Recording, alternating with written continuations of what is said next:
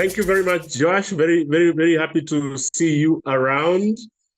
We are going to learn very important things about our topic today. It is about the mood swings, about what causes bipolar, But before we get into the discussion,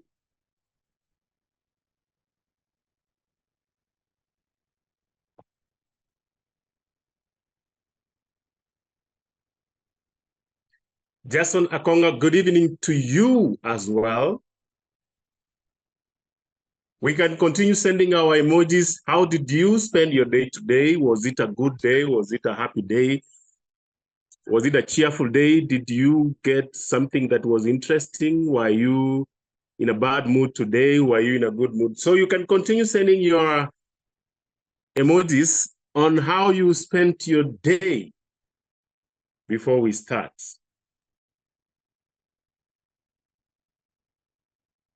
Very good, very good, very good. I can see some people enjoying their day. Yeah, people are celebrating their day. They enjoyed their day very well. Thank you very much.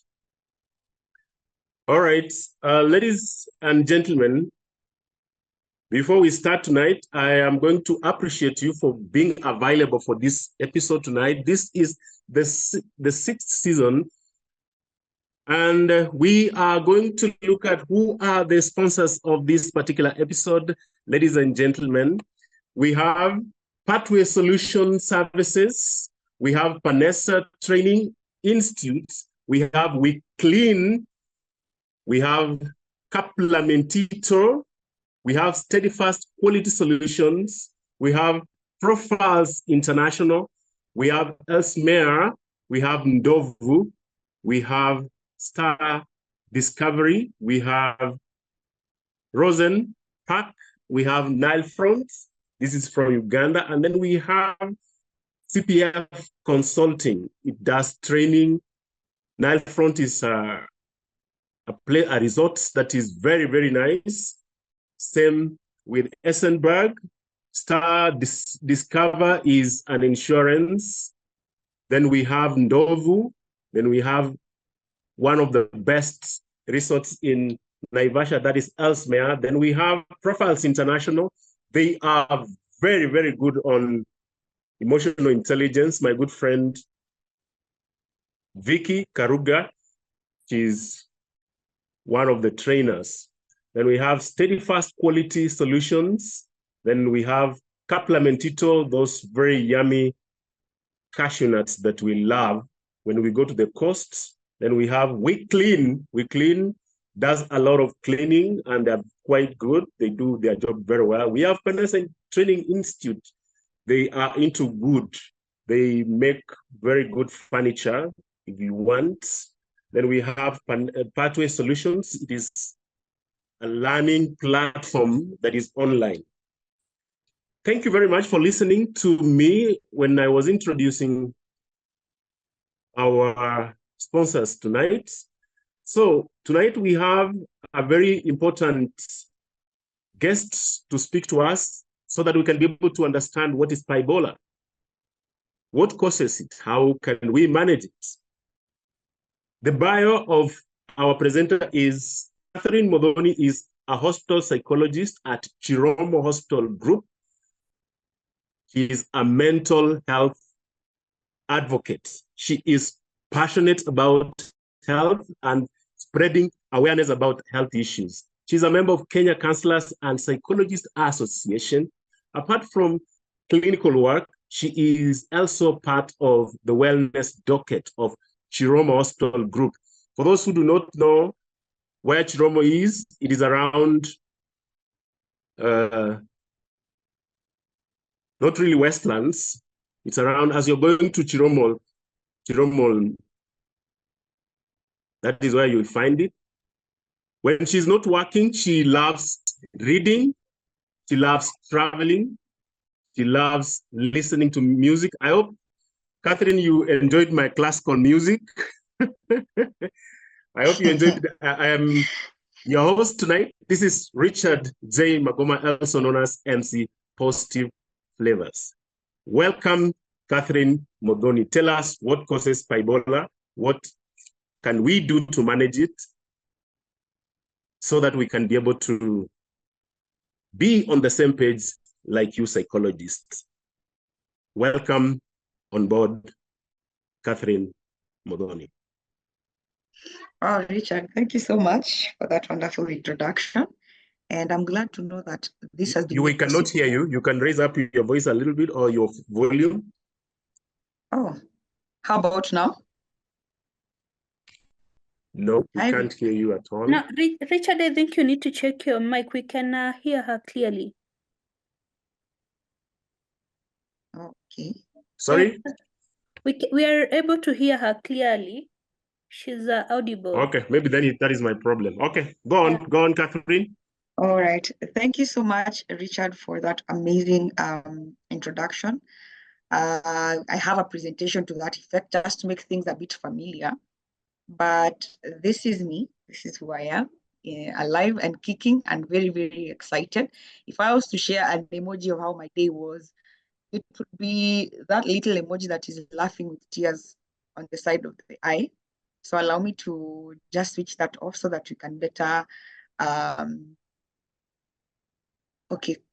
sort of concentrate per se. But thank you so much.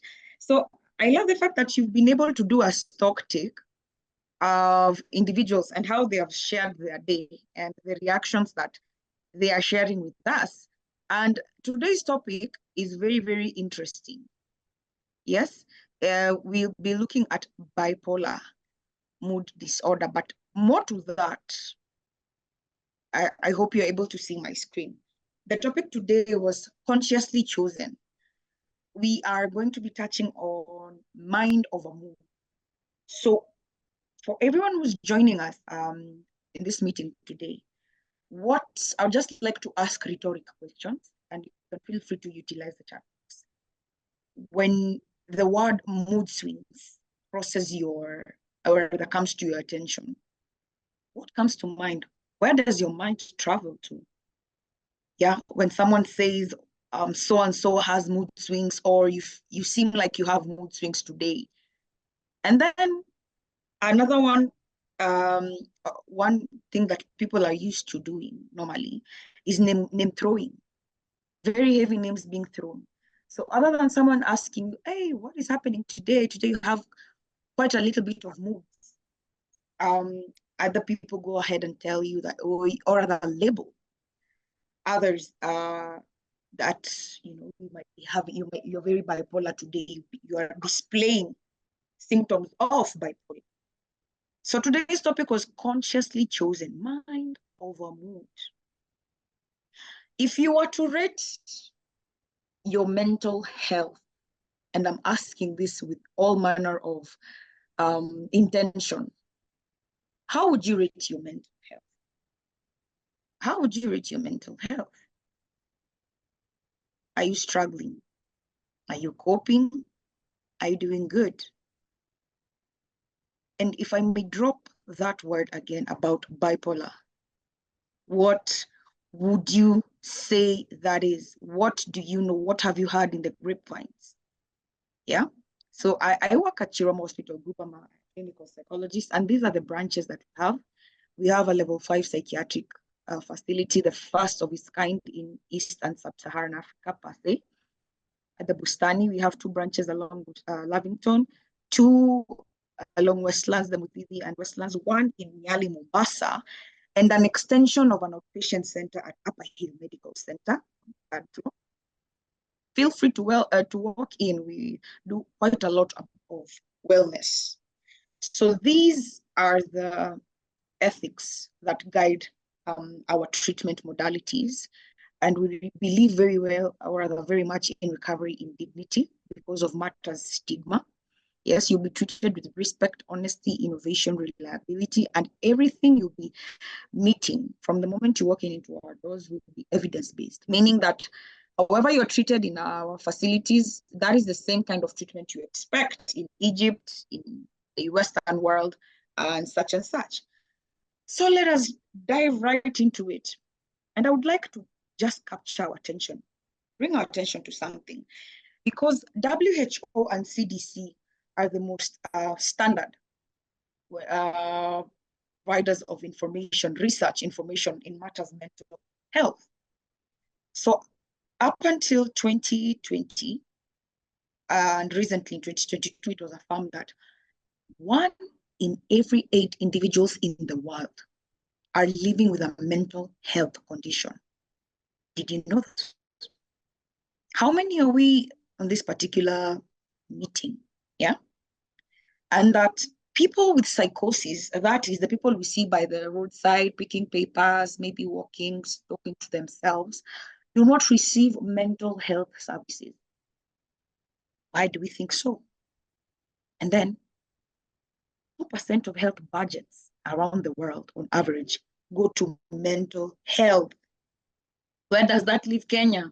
According to the Mental Health Task Force report that was released in 2022, Kenya is among the 28% of World Health Organization member states that do not have a separate budget for mental health, and government expenditure on mental health is 0.01% of the total expenditure. Did you know that?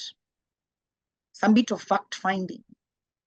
So while that is being hit on a head, whom can you identify with? How many of us know Winston Churchill? Not Churchill the comedian, but Winston Churchill per se. How many of us have interacted with Sir Isaac Newton? Let's utilize the chat box. I want to see where we fall, right? I want to see that. How many of us have come across the name Sir Isaac Newton? Yeah? So these fellas were very, very instrumental. Winston was a UK Prime Minister. Yeah? Sir Isaac Newton, famous for what? Yes, someone is talking about the late Prime Minister of Britain. Yes, thank you so much. Sir Isaac Newton, the historians on this chart, some of us have brushed shoulders with this particular name. Yeah. So let us begin in the late 1800s, early 1900s, and let us come all the way to the 2000s. Yeah, Gen Zs on this particular chat box or in this particular meeting. How many of us know Demi Lovato? Yeah, she is an actress, a musician. How many of us have come across Mariah Carey, the songbird, an international songbird, decorated Grammy Award winner? How many of us have interacted with Halsey? She is a musician, Grammy Award winning. There's a particular lady called Selena Gomez. She has the most following on Instagram in the whole wide world. And then our very own, at home, we have Dennis Omachi, decorated rugby player, renowned self-taught chef. We call it Mr. Dunn. We call him Mr. Dunn. What is the common denominating factor amongst all these individuals? Celebrities, if I may add that. Did you know that all these great individuals, men and women, all had a diagnosis of bipolar mood disorder? Winston, Sir Isaac Newton, yes, they're no longer with us. Demi is very vocal. Halsey, Mariah, Selena, and Dennis, they're very vocal when it comes to raising sensitizations. Did you know that? One of the things that I would want us to pick on, you are much more than your diagnosis. If you know an individual who has bipolarity, that is not who they are. We have individuals, and we need to come up from the aspect of labeling individuals. Individuals are much more than that diagnosis. When you hear the name Stevie Wonder, yeah, decorated music producer, maestro, and all that, our mind does not run off to the fact that he has visual impairment, but rather of the songs that he produces. So why is it that when we mention certain people who have an illness of the mind, we want to label that? We want to run off with that as our label. But aren't these household names? What does this mean to us? What does it communicate subtly to us? That every individual is much more than their diagnosis, be it a physical illness or an illness of the mind. Let us look at something. Fact. Too many people living with mental health conditions are not getting the care they need and deserve. Did you know that? Did you know that people with severe mental health conditions die 10 to 20 years earlier than the general population? And when I talk about severe mental health conditions, bipolar mood disorder is at the top of the list with schizophrenia or other psychosis. For lack of a better word, what we normally see by the roadside, individuals who are quote unquote in their own world, in their own reality, picking papers, talking to themselves and all that. Suicide accounts for 1 in every 100 deaths globally. As far as 2022 is concerned, the annual total of suicide deaths is more than 700,000 per annum worldwide. Mental health is a basic human right for all people. It is your right.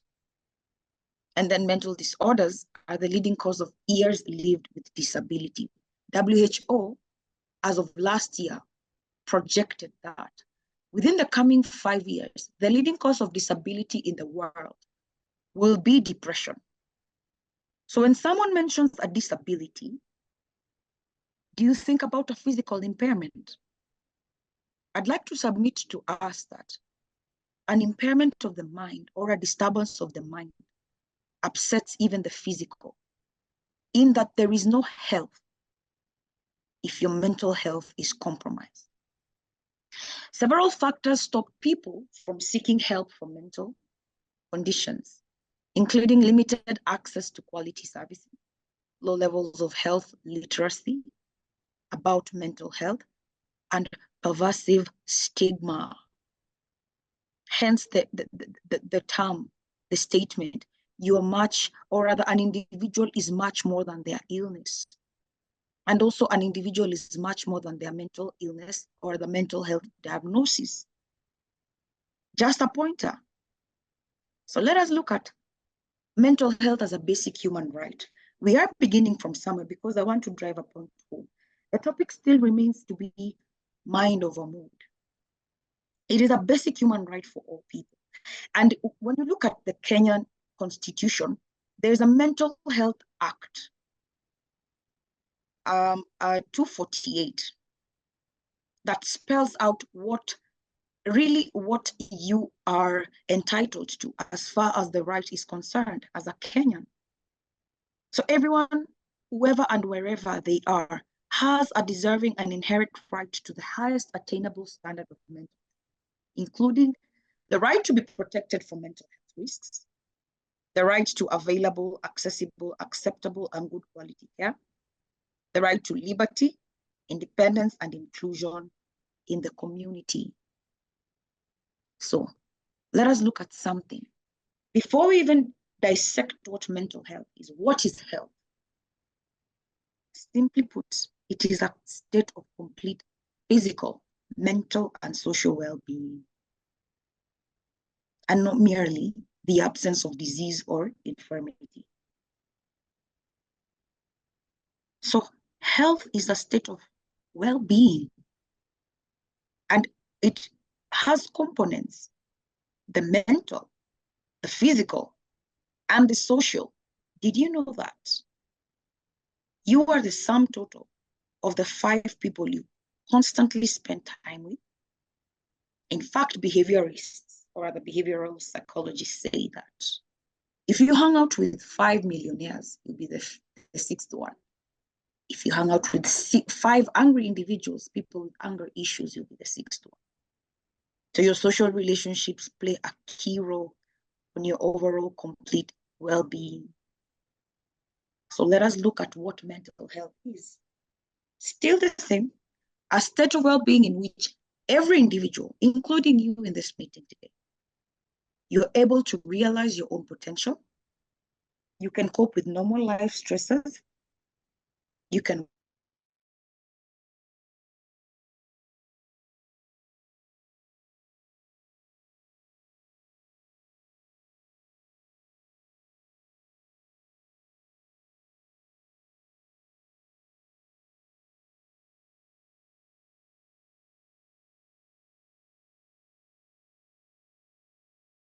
Richard, have we lost Kathleen? Yes. All right, Hello? go on. Hello.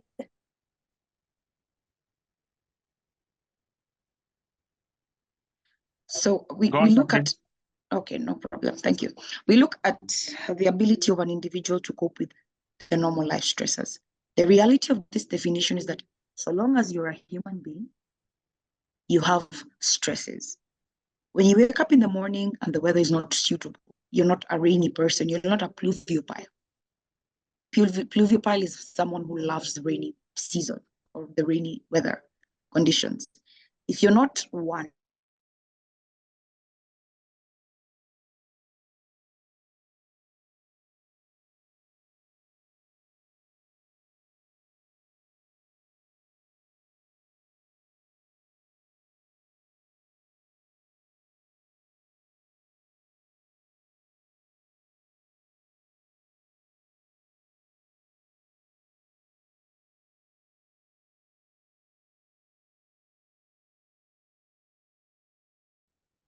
partners.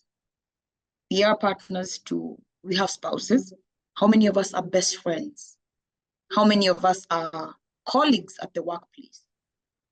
How many of us are uncles, aunties, grandparents, godparents? All of those are the hats that you wear. So what happens when you have a fallout with your friend at the workplace, colleague at the workplace? Are you keen to notice your emotions at that time? And are you still able to meet your deliverables as far as parenting and being a spouse are concerned?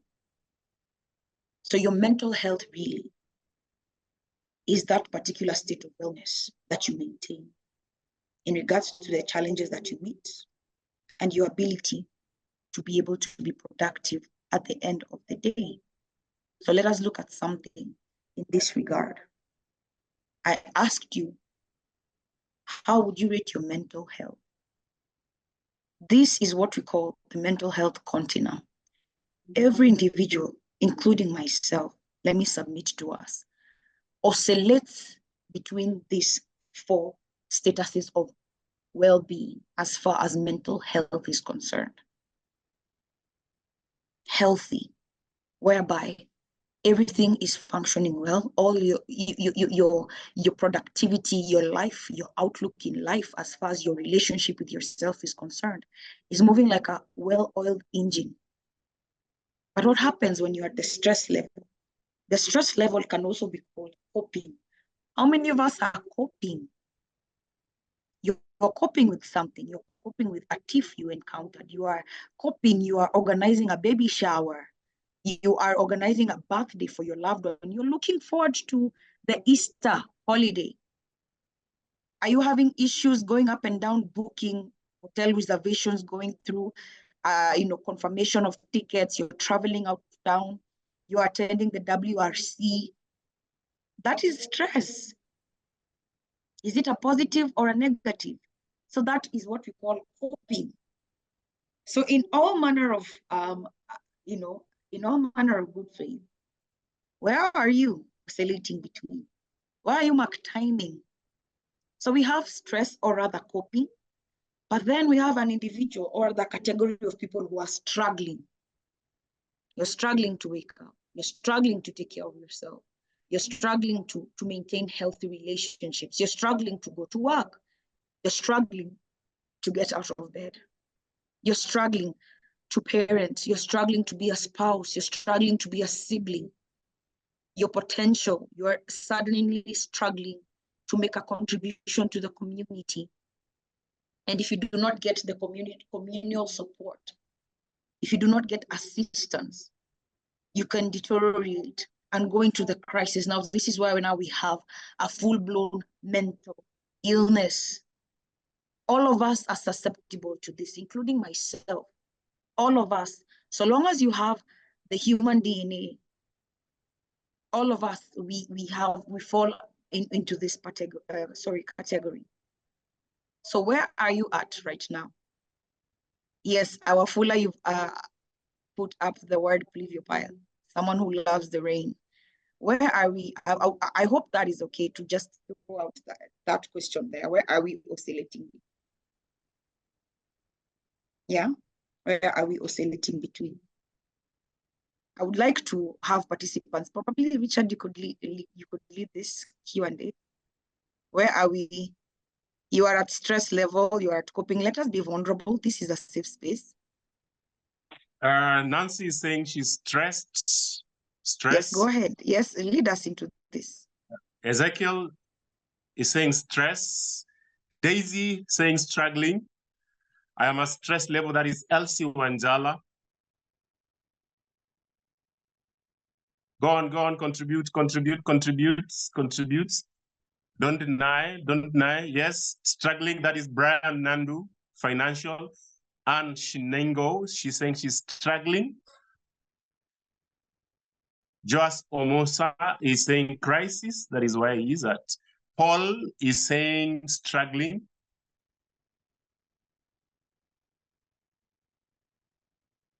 Anne Bogwa, stressed. Phyllis Kago, she's saying she's struggling. Mary Njogu, stress. Wafula, I'm oscillating. Probably is oscillating between stress.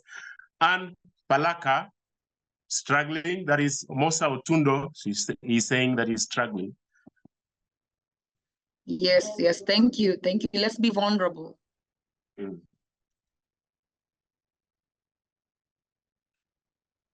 Maggie, she has said that she's healthy. That's Maggie Masharia. McLean, stress. Cicely Gaki at stress level. Wow, okay. Esther, she's coping. Esther Kamau, she has said she's coping. I think you can take it from there. That is enough, I think. Thank you so much. And I'd like to appreciate every participant for being vulnerable and literally just sharing where they are. Because it is very easy. You can wake up in the morning, you are healthy. And then you receive news that your loved one is no longer with you. God forbid. What do? Let us continue and just look at the prevalence, the data according to the Mental Health Task Force report. In Kenya, the translation of 1 in 8 people in the world living with a mental health condition translates to this. Did you know that 25%, or rather 1 in 4 Kenyans attending routine outpatient services or treatment are struggling or rather have an undiagnosed mental illness? Attending routine, maybe per month, you're supposed to go for clinic every month. So it's 1 in 4. And in patients, the number of people occupying beds in general hospitals, 40% of inpatient individuals have a diagnosis of mental illness that has not been diagnosed. So that is how, and that is where we are at. And I did that specifically to show us that we are not alone. That indeed, the reality is that indeed 1 in every 8. So we've done a small little stock taking. And you might be asking, so what causes mental illnesses? Or rather, what puts us at a risk? I'd like to share the fact that today, nobody is born with a mental illness, but rather we are born with a high risk, a genetic factor of ailing or rather having a diagnosis of mental illness should the triggers be present and should we not get help as far as treatment and mental health conditions are concerned. So I hope you're able to see my screen in the sense that we have the risk factors. These undermine mental health. And we have on the other end, on the flip side, protective factors. So what puts me at a risk? Genetic factors. And we look at that in an in-depth way. We have low education. Yes, your low education status also plays a key role. Substance use. So we have a type of mood swings or illnesses of the mind that are triggered by us being exposed to substances. And the most notorious one, which are easily accessible and available, are alcohol beverages, alcoholic beverages, and cannabis. Unhealthy diets, vitamin D deficiency, your experiences as well, they also predispose you, they put you at a risk, yeah? Sexual abuse, if you went through any traumatic experiences at your early formative years, they also put you at a risk. Intimate partner violence, being a war veteran, grief and loss, be it of a physical or material or the loved one, a loved one whom you lose, poor quality infrastructure. So these ones put you at a risk. And on the flip side, they can also be protective factors. So let us look at something interesting. I hope that is well in order. So does it mean that the most of us who share the fact that we are oscillating between stress levels, we are oscillating between struggle phase and crisis, does it mean that I meet the criteria of a mental illness? Let me submit to us that, for us to make a diagnosis of a mental illness, and that is why we are analyzing bipolarity or bipolar mood disorders, an individual needs to meet the 4 Ds of abnormal psychology. And which one are they, or what are they? Deviance. These behaviors from the view of the society are extreme, bizarre, and unusual. Suppose you have a friend whom you've known for 3 years, or a colleague at the workplace, who's time conscious, punctual, very effective, they make a contribution to the community, they are properly groomed, they are very well dressed, their decorum, their demeanor is very, very interesting. You know them to be sharp, be very effective. Yeah? And then over a period of time, maybe let's talk about a month, they stop taking care of themselves. They look like they've let go of themselves. Yeah? Deviance. Distress, they refer to, or this refers to internal negative feelings or feelings resulting from external factors. It is very clear that this person has puffy eyes. They look like they're a cry fest. They've been crying their eyes out. They've been moody. They've been oscillating between 3 moods. And these are what I wanted to bring our attention to. 3 negative moods. That is the mad, the sad, and the scared. They're paranoid. They're angry. They're frustrated constantly. They're oscillating between sad, low moods. They're aggrieved. The spectrums of the distressful, distress. We have 3 major spectrums. It is the sad, the mad, and the scared. This is what you've been experiencing for the past 1 month, and it's quite unusual and characteristic for them. Then we have a notorious dysfunctionality. So for a diagnosis of mental illness to be made, we normally talk about significant impairment to the ability to perform daily functions. We talked about the realization of your potential. There are very many hats you wear. All of a sudden, I'm unable to do my spousal duties.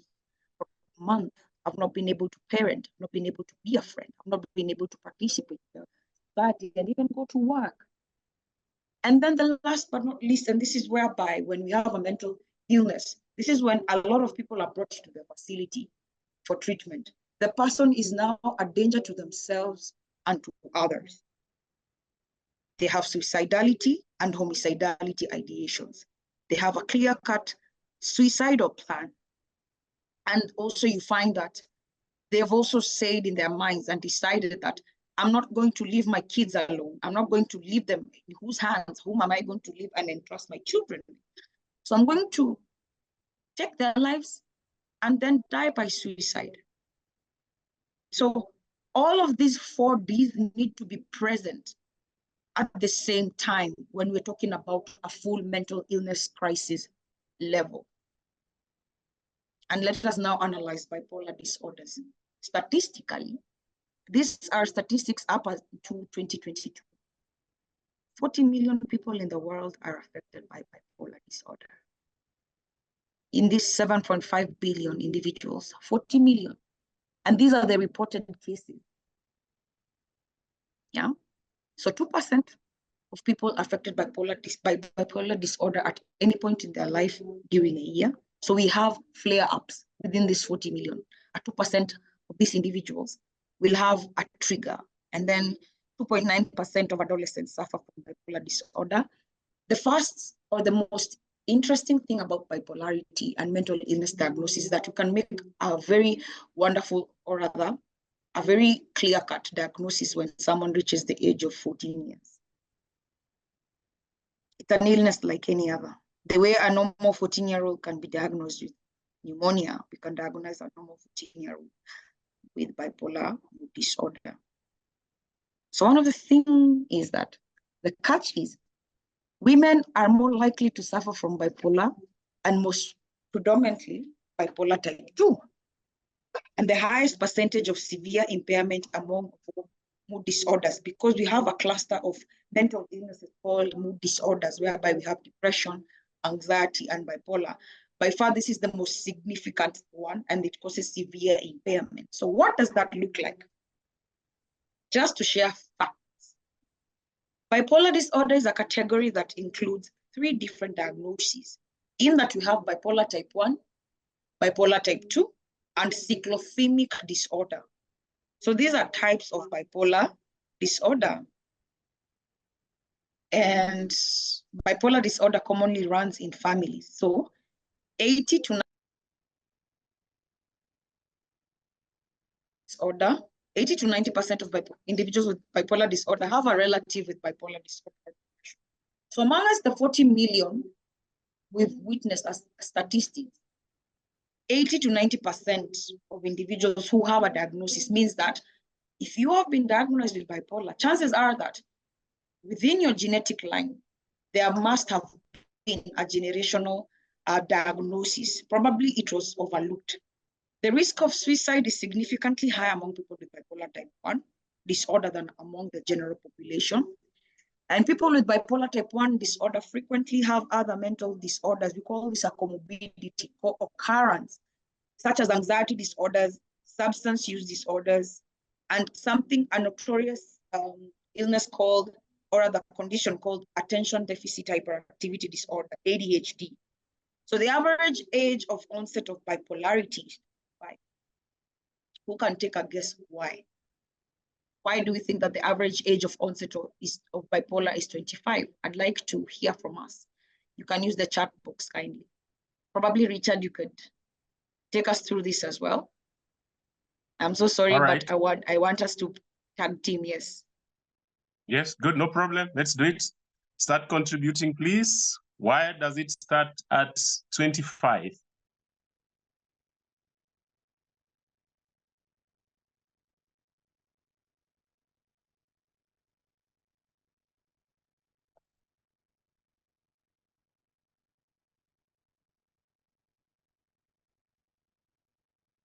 Quarter life crisis, that is, somebody is saying quarter life crisis. Somebody is saying societal pressure, you should have achieved X, Y. That is Kathleen Nyakundi, societal. I assume that is the age one is able to experience a crisis. That is Elsie Wanjala. Esther Kamau has said people start making decisions, their own decisions, that is that age of 25. Paul has said responsibility begins at that time of 25 years. It is the transit between full maturation and youth. That is Wafula. Then we have Eric, who is saying life stresses begin at 25 years after school. Then there is Mary Njogu, who has said independence with various roles and responsibilities and decisions. Then we have Asumba, who has said late diagnosis. At 25, people are trying to find out what life has for them, marriage, career, parenting, and all those cause change in thought process, and hence this, that is homologue. Then we have the introduction of other gender, that is Jackson. Then we have Brian Nundu, who has said age makes people think what you want, that you are bipolar. Then we have Rebecca Kimau, peer pressure and major responsibilities. We have Mercy, who has said it is the age that is more like to turning point into money, career, marriage, and societal pressures. We have Samuel Asiono, who said at average age of marriage is associating bipolar with marriage. That is Eunice Silla. Then we have Anne, who has said full identity. And we have Phyllis Cargo. I guess that is when your mind develops into maturity. Then there is Paul again, who has said realities hit as opposed to entitlements. And we have Rose Dungu, who has said the individual is overall mature and anything not in the expected level may show some mental issues. Over to you, Kathleen. Wow. Thank you so much for sharing. And all of those are tied up into a little cute book of what we talked about, the risk factors, what puts us at risk. And I love the fact that we are cognizant of the fact that at 25, this is where the rubber meets the road. This is where reality is checking. This is when you have that woke moment.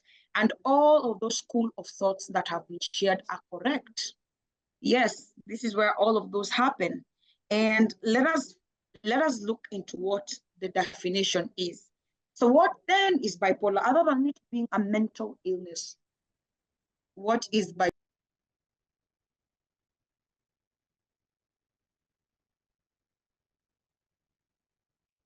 So bipolar disorders are brain disorders. According to the American Psychiatric Association, they are brain disorders that cause changes in a person's mood, energy, and ability to function. And we talked about significant impairment to daily function. Yes, we talked about the inability. You are unable you're not functioning, you're not productive. There's that aspect of you're disabled, you're unable to do certain things. And people with bipolar disorder experience intense emotional state that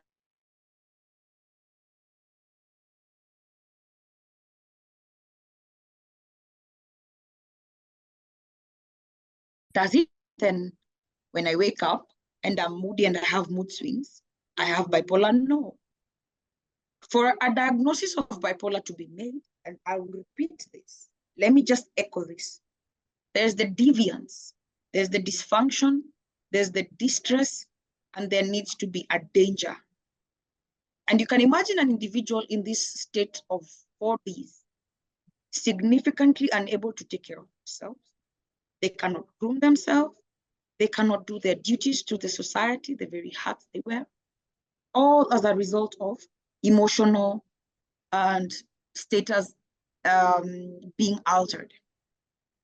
And the difference is in the symptoms and the types, because I would want us to know what happens when we experience Kanye doing certain things. Kanye West is all of a sudden walking barefoot in the streets of Milan. We have people absconding and running away from home. What are we talking about? Bipolarity. Bipolar has three major symptoms that I'd like to bring to attention. The three types we've talked about: bipolar type 1, type 2, and cyclothymia. There is a manic episode, and we'll talk about what a manic episode is. There is hypomania, and then there is a major depressive episode. Bipolar has three main symptoms, and this is how it looks like. So bipolar type 1, we have a state of mania, and it can last from 2 weeks to a month, of an individual having grandiose behavior, whereby an individual will be talking about they're the son of who's who in the society. They know the combination of nuclear war. Maybe they are Russian spies, things that don't make sense. For like 2 weeks, this has been the trend. Every single day, they have been fixated on the fact that they are Russian spies. What have you heard? Yeah, individuals being very, very convinced, and we call these delusions. There is extreme increased activity, an activity that would take 5 men to do over a period of 2 days. One individual would want to undertake that in a span of 2 hours. And that is where the danger comes in. The individual can be so grandiose, they could also think that they can fly. So they would attempt to jump from 2nd floor of the building. to ground floor, and they will be so convinced that they can fly. Decreased need for sleep. This is now where it becomes dangerous. An individual will be sleeping for 2 hours and they will wake up with very heightened sense of energy. An individual will have pressured speech. How they are talking does not make sense. And it comes to a point where they might start speaking gibberish. They want to say so many things at the same time, and their mouth is not cooperating. And it ends up being gibberish through and through for 2 weeks. Can you imagine being in this state? Flight of ideas. They want to do this, they want to do that. I want to build a house, I want to buy a car, I want to get married, I want to have a child. Distractibility. They're very destructive. They have instances where they're very, very destructive. And then after this extreme high, we experience a significant drop, a crash. That is a major depressive episode. And this is an episode, and these are episodes. They are oscillating. One day I have, or rather for 2 weeks straight, I have these symptoms of mania. And then for another 2 weeks straight, I'm in a depressive episode where now I have, we call depression the lessness disease, whereby sleeplessness, hopelessness, worthlessness, emptiness. There is a significant period of loss of activity. And this is where the disability comes in. Bipolar type 2, we experience the manic episodes, but we call it hypomanic in the sense that they are not as severe. So we do have grandiosity, but it's not severe. The grandiosity is not causing the deviance, dysfunction, danger, but what is causing the 4D is now the major depressive episode. The lessness, and whereby in bipolar type 2, the depressive episode now tends to linger for quite a longer period of time compared to the hypomanic episode. So I might experience hypomanic episode for a week and a half, a week, 2 weeks, but the major depressive episode can last for 3 months, 6 months. And this is now where the danger comes in. Yeah. So, and we have now this individual called cyclothymic disorder, the third type of bipolarity. Now, what is very, very interesting about cyclothymic disorder is the time frame, whereby an individual can experience hypomania, and depressive episode, which are not as severe as the ones experienced in bipolar type 1 and type 2, but they last for 2 years. How are those 2 years looking like? The mood swings last half the time and never stop for 2 months straight.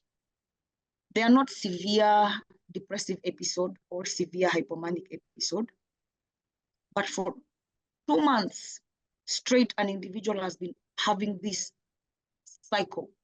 So this is what is called cyclothymic disorder. It is not as severe, but in the long run, for 2 years, we witness the dysfunction. So the dysfunction can extend up to 2 years. The dysfunction can extend up to the deviance. The danger can extend up to 2 years. So really, there is no lesser evil. All of these have, it's like a double-edged sword. There is no preference to bipolar 1, bipolar 2, bipolar 3. All of them have that severity that causes significant impairment to the individual's life. So let us look at something, the difference.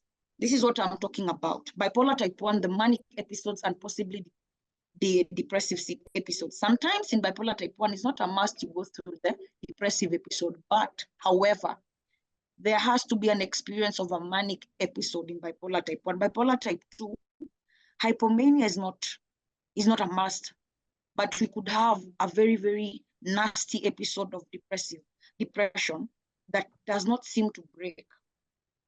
And then in cyclothymic disorder, hypomania with mild depressive episodes, but the duration is in 2 years. I hope we have been able to see the differences and the different types are coming out strongly. So you might be asking, how then do we manage? How do we manage this? So bipolarity or bipolar mood disorder is a mental illness. So I'd like to ask us a rhetorical question, yeah? Where do we go when you have a physical illness? When this day you have issues with low blood sugar that does not break, or you have a headache and a migraine that has been lingering for quite a while.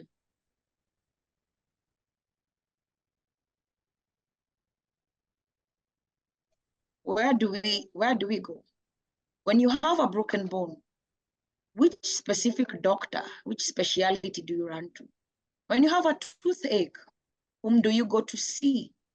I'd just like to engage us. Do we know the doctor who deals with our broken bones, the surgeon? When we have an issue with our teeth, whom do we go to? When we have issues with our eyesight, yeah, you need your lenses checked. You have, you've been wearing specs, but you need to go to a specialist. Whom do we run to? So there's someone talking about a GP, orthopedic surgeon for bones. Yes, dentist, optician. The optician side, we'll talk about that. Teeth for dentist. Yes, let's bring them. Let's answer, let's interact. So what happens when, because we are very much aware with the specialists, when you have issues with your heart, let me also add that one here. Let us see whether you are conversant with cardiovascular illnesses and treatment modalities. Which specialist do you see? Oh, Wanja, thank you. Smart cookie cardiologist. I see people are quite sharp on this platform. Heart is the cardiologist. All right. When you have an issue with your intestines, that is the last one. So yeah. That is a tough one, right? Well, I want, the intestines, your tummy, basically. Yeah, whom do we go to? Yeah, Richard. Yeah, gastro. And thank you, physicians, gastroenterologist. Yes, intestinalist. Okay, Josh. That's a good one. Thank you, Esther. That is what I was looking for. An ophthalmologist will deal with your eyes, not just the optician, but ophthalmologist. Yeah. So, whom do you go to see when you start picking papers? Your friend starts picking papers by the roadside. They stop coming to work. They are no longer functioning. They have significant impairment into their daily function.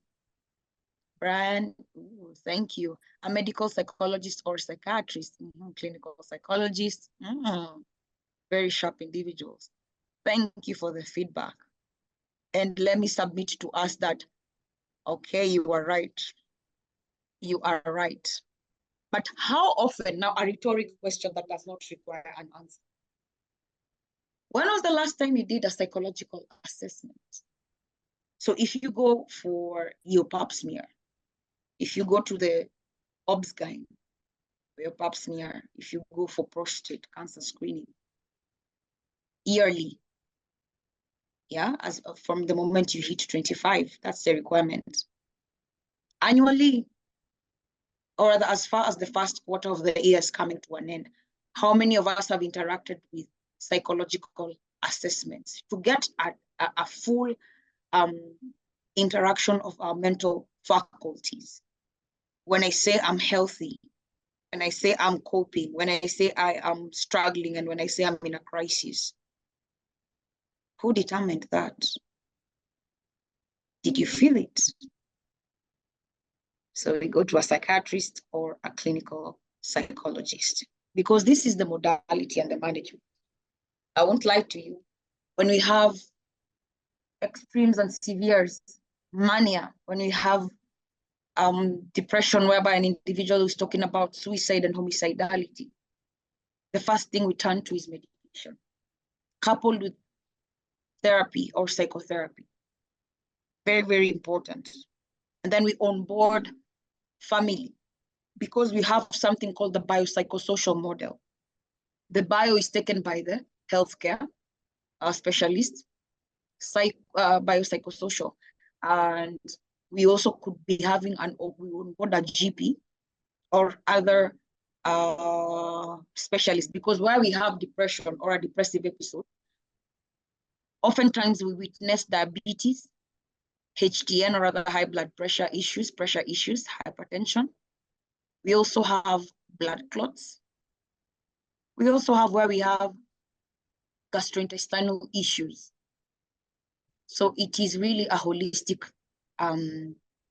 mode of treatment.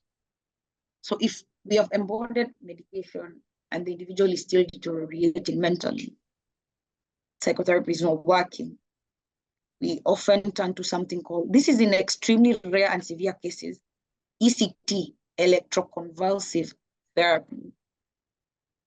Yeah, and then we normally look at collaborative care.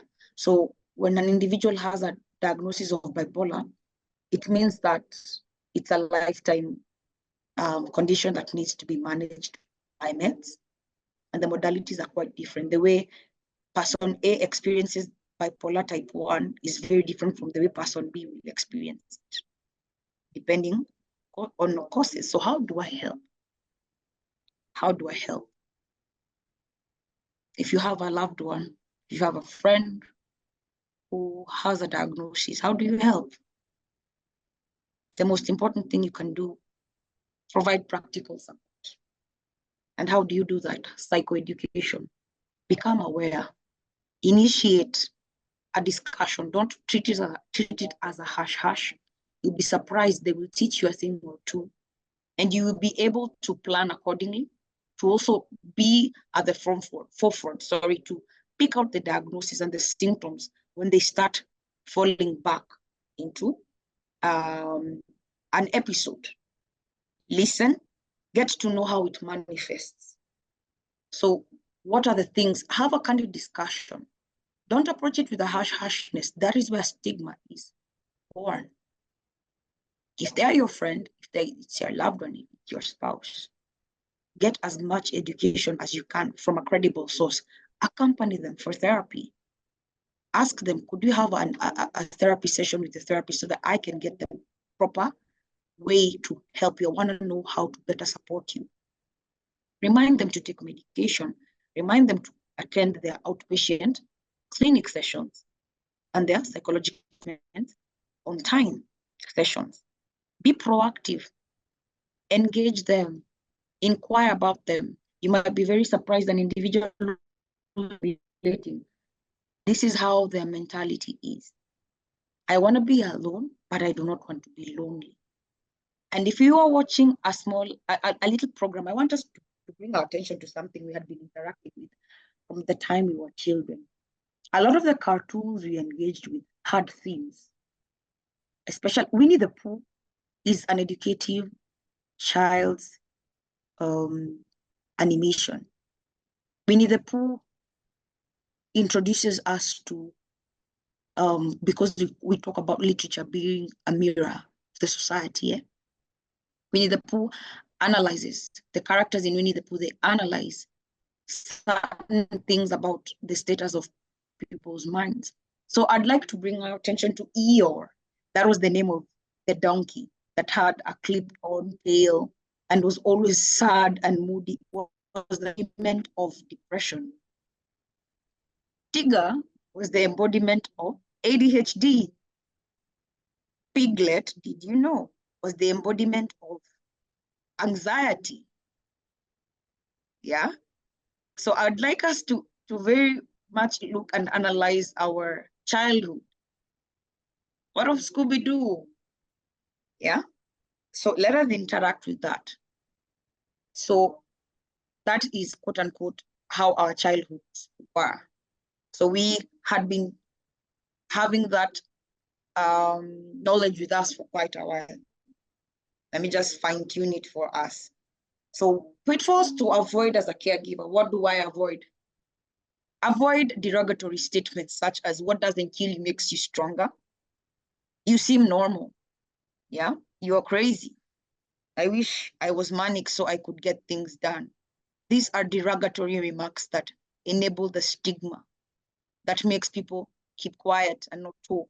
Everyone can be bipolar sometimes, and no, you're overreacting. Do not downplay people's experiences. There's a certain person, Mariah Carey, had gotten a bipolar diagnosis quite early in her life. And she used to make individuals sign an NDA, an undisclosure agreement, that if you come closer to me, you will not disclose the status of my health, specifically mental status, because already there's the stigma attached to them. But over the years, as there is awareness being spread and all that, she is quite vocal about it. And a lot of individuals who have a name for themselves, quote unquote, are showing us that you are much more than the mental illness diagnosis that you have. Did you know that Abraham Lincoln had been living with a very severe form of depression called clinical depression and had had this diagnosis at the age of 21? That did not stop him from being the president of the United States. Did you know that? So I wanted to bring that to our attention. If we have individuals who listen to someone called Tasha Cobbs, she's been struggling with depression for the longest time. Were you aware? She is being treated as we speak. Were you aware about that? This is because with bipolarity, there is a major depressive episode. Yeah. So individually, what can I do when I have the diagnosis? Number one, number two, number three, number infinity. Adherence to treatment is very important. Medication and the therapies. Psychoeducation, educate others. Let them know, let them interact with the raw you. Have accountability partners. Because one of the things in mania that is quite dangerous is something we call impulsivity. An individual in a manic episode will go withdraw all the money in their accounts and use it and squander their money without thinking. There's also the aspect of risky sexual behavior, overindulgence, high sexual drive.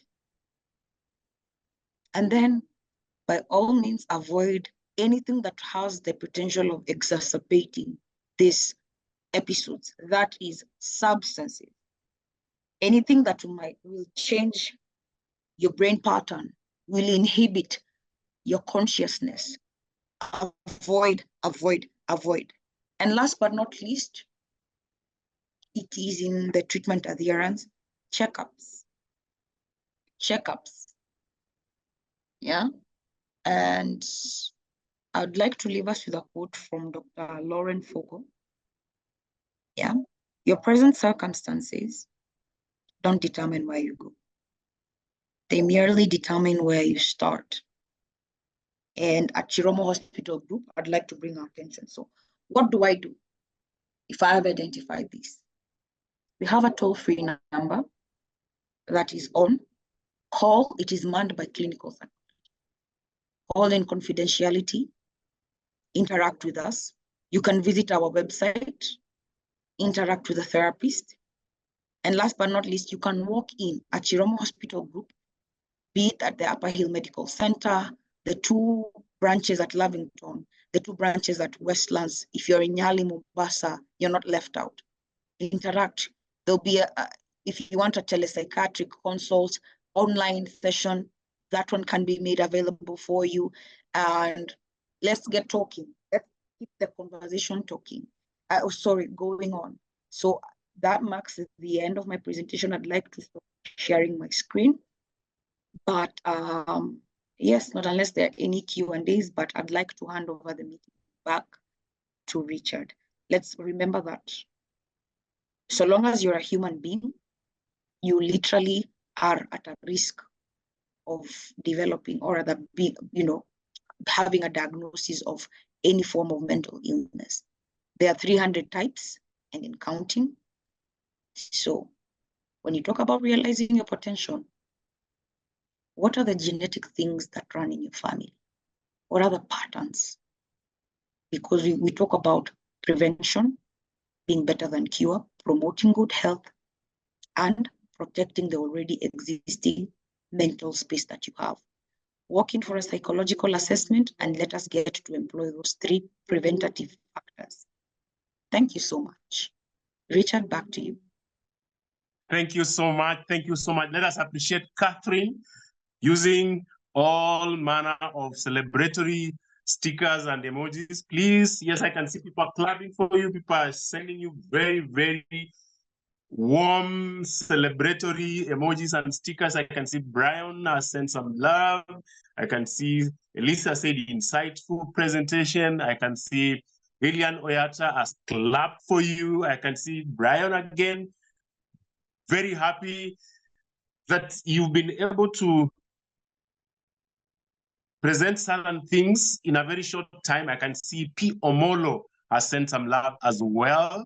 I can see several people have sent some love as well. I can see Anne Bugwa has said it's a very informative. I can see Hiram Timba said it's a very good one. More to come. I am waiting. Here are the questions, Catherine. One of the questions has come from Balaka, and she's asking, what is attention deficit or hyperactivity? The second question has been asked by Samuel Asiono. He's asking if somebody is depressed and have suicidal thoughts, are they bipolar? And then the third question was by Caroline Masharia. She's asking, women experience mood swings during menstrual cycle. Can that be related to bipolar? You can have those first, then we'll have another set as we come to the closer of our conversation. Over to you, Kathleen. Thank you so much for those questions. I'd like to fine-tune a little bit about ADHD. So ADHD is, or the attention deficit hyperactive disorder, is another condition on its own. It's a different one, but it tends to overlap in regards to the impulsivity, the hyperactivity, the poor concentration. Sometimes you can have the low moods, but it's called a neurodevelopmental disorder in the sense that it's more predominant and pronounced in children, more destructive, and the diagnosis can be made earlier on. It just simply means that I like to introduce a term. The individual is on a spectrum we call neurodiversity. So it's not an illness per se up until it experiences the 4 Ds. Then it becomes an illness whereby the illness, let me just make this. The illness is noted when there is significant impairment within the individual's life, physically, emotionally, socially, social interaction, and occupational, or rather when they are at work or at school. They are unable to function at all. They're a danger. You cannot leave them alone. They sort of go out of societal norms, and you cannot even leave them for a second. And that one it sort of overlaps with the individual who's asked about the mood swings when it comes to periods. In the menses or the menstruation, we have a boundary, yeah. And one of the things that I started by saying earlier on was that for that mental illness diagnosis to be made, we need to observe those 4 Ds. So in the mood swings, how long are you experiencing this? Because if you've witnessed this for like a month, the distractibility, the impairment, the lack of sleep, the overactivity, hyperactivity, you energize, you have those delusions of grandeur. You are sort of, delusions are false beliefs which you tend to think, or an individual tends to believe that they are true. For example, I can fly, and they jump over a building. That is when now we experience the danger when it comes to mental illnesses. Or I can walk in the middle of the road and nobody can see me, I'm invisible. And they put their lives at risk, and they put the lives of others at risk. So not unless they meet those criteria, or rather you have sat down with a mental health professional that is also aligned, and they have given you a full diagnosis, that is when we can say that there is a mental illness. The individuals are talking about normal mood swings and bipolarity. So bipolar, we've seen the causes, we've seen, or rather risk factors, and you don't just sleep and wake up with bipolarity. We've seen that there is 80 to 90% probability that an individual with a bipolar diagnosis, they have that running within their family. So there's the genetic factor, heavy genetic factor. And the other one, sorry, Richard, which is the last one? I'm so sorry. You answered the one for Caroline Masharia about the women ADHD. And men. Yes, I've sort of married it when I was answering about the ADHD being a neurodevelopmental disorder. All right. Then what are some of the myths, that is mine, what are some of the myths and misconceptions about Bipolar? Wow, myths and misconceptions is that it's attention seeking, number one. Oftentimes an individual isn't even aware that's their reality. When they're talking about them being sons of so-and-so, and they're paranoid and extremely, extremely scared.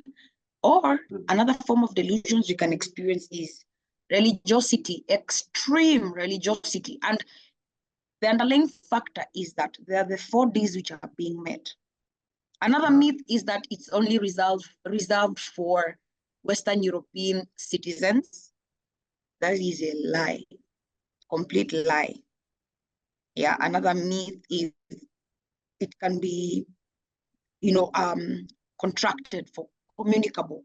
I'd like to submit to us that mental illnesses are non-communicable diseases. They're non-communicable. So just by the fact of you being associated with a friend who has a diagnosis of bipolar does not mean you contract it. No. The other common myth is that you can wait, you can wing it, you can wait for a period, you can treat at home. That's a lie.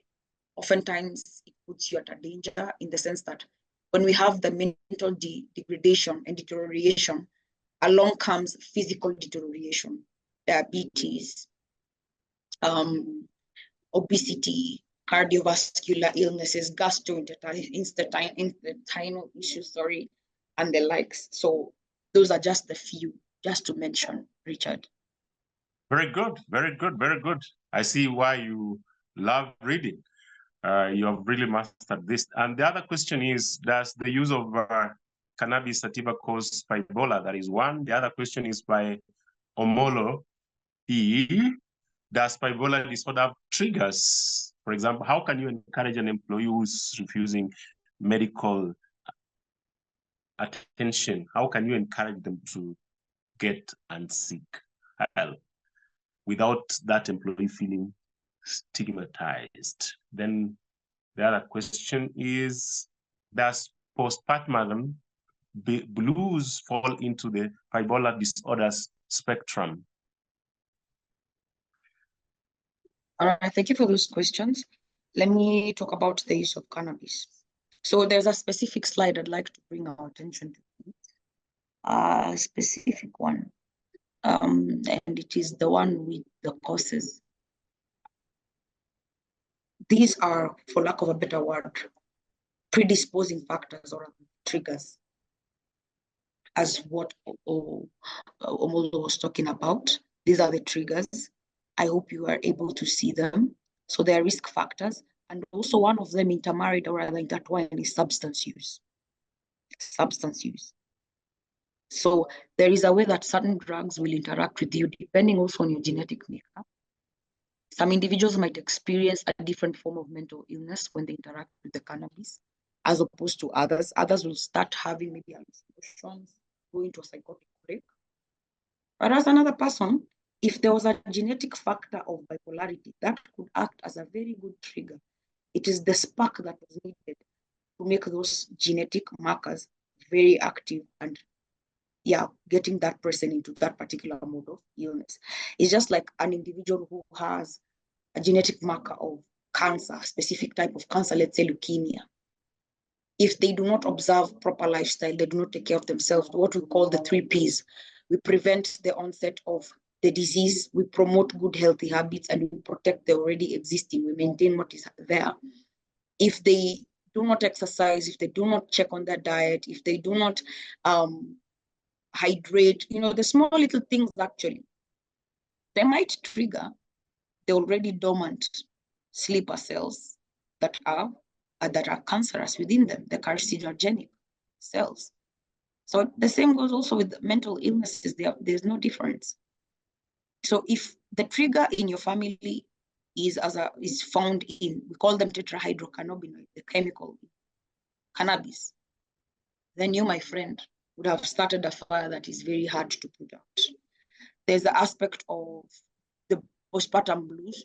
We talked about the factor should be the 4 Ds. Is there deviance? Is this person different from how they normally are for a significant period of time, a month? In the sense that there's dysfunction, they're at danger, and they're in distress. They're constantly crying, and in the sense that they cannot do anything. They cannot leave the bed, they cannot go out, they cannot be accounted for, and they are not productive, they are not fruitful. For lack of a better word, behaviorally, they are vegetative. They cannot do a simple thing because their mind cannot process even information. So that is the significance or the difference. And I told you there are very many types of mental illnesses. And now here's the thing. Mood disorders tend to overlap. So for us to be able to answer conclusively whether we have an aspect of bipolarity within the postpartum blues, the person needs a checkup with a mental health practitioner, psychiatrist, or clinical psychologist. And then the other question was in regards to an employee who is in denial. One of the things that is the biggest hindrance to accessing mental health services is the stigma, self-stigma. So in what light are you approaching them to go for treatment? By you singling them out might already make them feel that they're already in the spectrum. They might feel stigmatized, discriminated against. And let me submit to us in the workplace, statistics indicate that 82% of employees with an already existing mental illness diagnosis, taking medication, going for therapy and all that, 82% of employees have not disclosed their mental health status to their managers. Oh yes, 82%. So one of the ways to mitigate this is to start a conversation. Have you had such a discussion within the workplace? Have you engaged the employees within this? Do you have the aspect of safety? Do you have a medical cover for that employee who would want to seek further assistance? Are they aware? Did you approach them? The approach is very, very important. And what sort of a support have you offered them? Did you know that providing that crisis line, just having a signboard up, making the toll-free available, maybe the Ministry of Health, the Red Cross and Chiroma Hospital Group toll-free number, just available for them, telling them that you can call this number if at all you need any support. They are very confidential and us. And also, do you have a policy at the workplace in your organizational structure that supports an individual? Maybe, for example, let me just use an example, rehab. If someone was to go for rehab, do you have that provision? Because it is a basic human right. So, Richard, back to you. I believe I've answered all those questions. Thank you very much. Every good thing has to come to an end, but before we come to an end, as to prepare something for people to remember, there are so many questions, we can't finish them right now. There are questions of sleep pattern. People want to go and eat now. Probably we can follow the conversation at another platform. As you prepare, Kathleen, your parting shots, or what do you want people to remember? Remember, this particular episode was sponsored by Pathway Solutions Services. It's about competence and productivity results. It is a consultant's firm and it's a learning platform online. You can go and check. Then we have Panessa Training Institute. It's about furniture and good work on all that. If you want your tables, your beds, and the good things that are in your house, you can visit their website. Then we have We Clean. Then there are cleaners of carpets and sofa sets. They are very wonderful machines. Then we have Kapla Mentito. Kapla Mentito are very good in cashew nuts. A person like me who is addicted to cashew nuts has to be very happy that Kapla Mentito is existing. Then we have Steadfast Quality Solutions Limited. They're consultants. Then you can check them on their website and seek their services. Then we have Profiles International. They talk mostly and train mostly on emotional intelligence and psychometric tests. Then we have El Samea for those people who love live and you want to enjoy, go and rest and have a good time. El Samea is the place to go. Then we have Ndovu. Their slogan is work your money, work your money.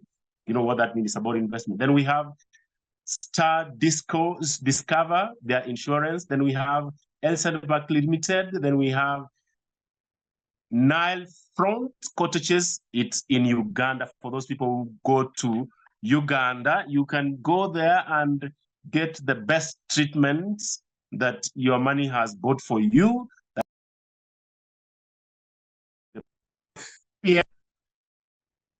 Consultants, they are into training. So ladies and gentlemen, if you want to advertise on this particular platform, you know who to get in touch with. Get in touch with Atara Solutions. There are management, human resource trainers, they are consultants, they do team building.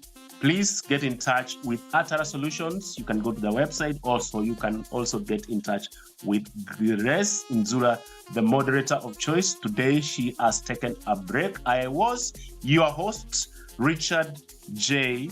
Magoma, also known as MC Positive Flavors.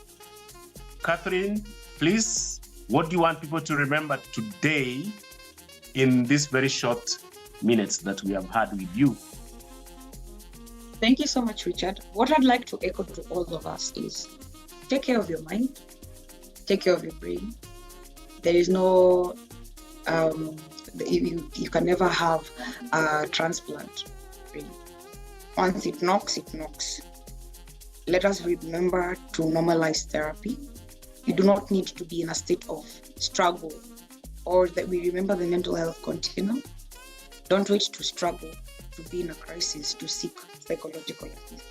Let us normalize therapy. Let us normalize psychological assessment, at least quarterly. And remember, we are all, or rather any individual is much more than the mental illness diagnosis. Thank you so much, Richard, for the opportunity.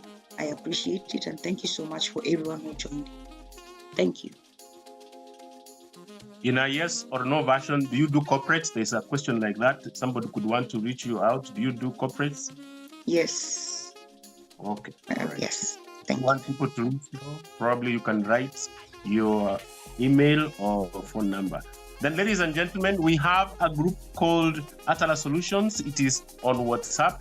I don't know if you are, our friend Jacinta is around so that she can paste the joining link so that you can continue getting informed about entrepreneurship, about management, about consultancy. As we say, it may appear cliche, knowledge is power, and applied knowledge is more powerful. Ladies and gentlemen, it has been a wonderful night having you. You are the most important part of this discussion. See you next week on Tuesday, same time, same place, with a different topic. God bless you all. Thank you very much. Good night. Enjoy yourself.